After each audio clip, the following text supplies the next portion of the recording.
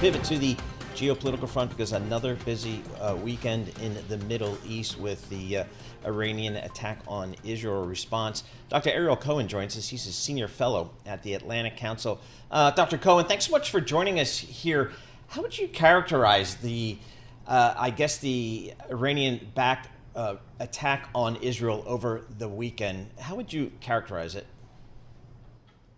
First of all, it's an overt act of war.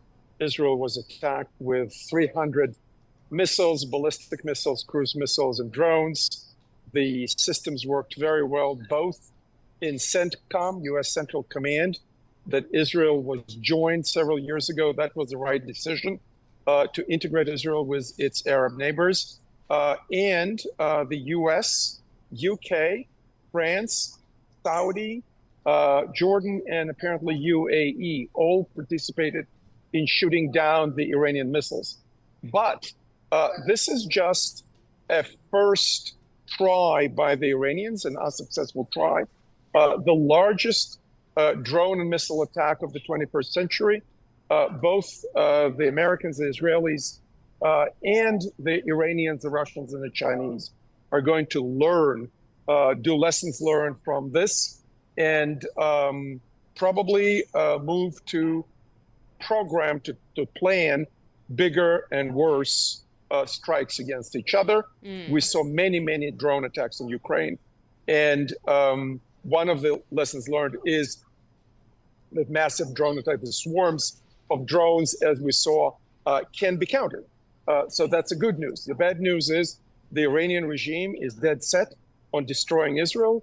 The chant every Friday in Tehran is death to America, death to Israel, and they will continue on their merry way. So, Dr. Cohen, the question yesterday was, is this the start of a direct war between Iran and Israel and its allies, or was Iran's attack calibrated and telegraphed retaliation? It sounds like you're in the former camp of that.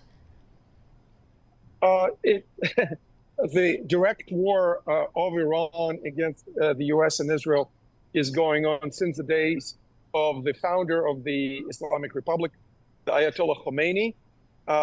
You remember the American CIA station chief was kidnapped and tortured and then murdered in Lebanon in 1983, Colonel Buckley.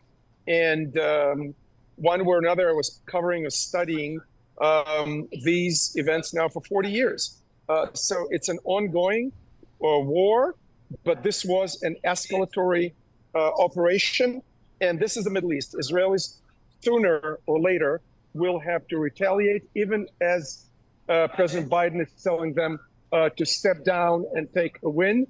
When you have 300 missiles lobbed against your country, this is not going to stop there. So, Dr. Cohen, what do you think Israel's response will be and or should be? I think that as Israel has ongoing business in Gaza, in the northern border against Hezbollah, in Lebanon, they will not be able to launch a large-scale attack against Iran. They shouldn't, not right now. But they have other tools. They have cyber. They were very successful with cyber attacks against the Iranian nuclear program. And they have other means to disrupt the Iranian military establishment and the Iranian economy. Will this sidestep, in many ways, containment of Russia? So I follow the oil markets, and there is a narrative out there that, right, if you wind up moving deeper into sanctioned territory or even enforcing the sanctions that are there on Iran, that opens up an avenue for Russia to sell more oil and make more money. How does the U.S. weigh these two events? Well, let me connect this to something the Biden administration just recently did. They put a freeze on our LNG development going forward. And I think when we have malign actors like Russia, like Iran, who are oil exporters, we, the United States, Canada, and others need to produce more, not less, oil and natural gas for the market. All right, Dr. Cohen, so I guess one of the questions here as we think about next steps is the position of Mr. Netanyahu within Israel itself. How is his grip on power? How is his ability to continue to move forward with this this conflict?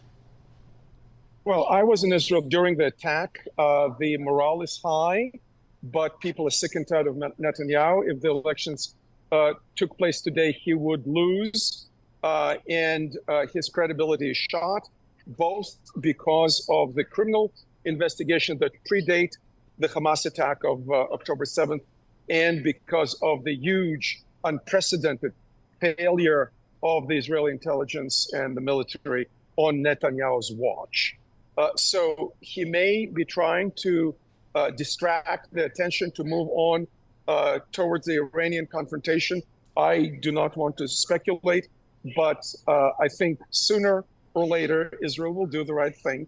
There'll be a judicial commission of inquiry like there was after the Yom Kippur War of 1973, when Israel also got a huge strategic surprise 50 years ago, to the day of the attack of October 7th.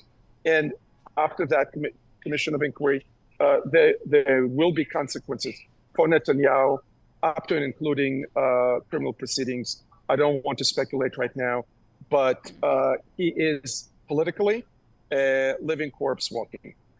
All right, Doctor, thanks a lot. We really appreciate Dr. Ariel Cohen, senior fellow at the Atlantic Council, has had extensive experience, 20 years. He served as a senior research fellow in Russia and Eurasian studies and international energy policy at the Heritage Foundation. Wonderful to get his perspective.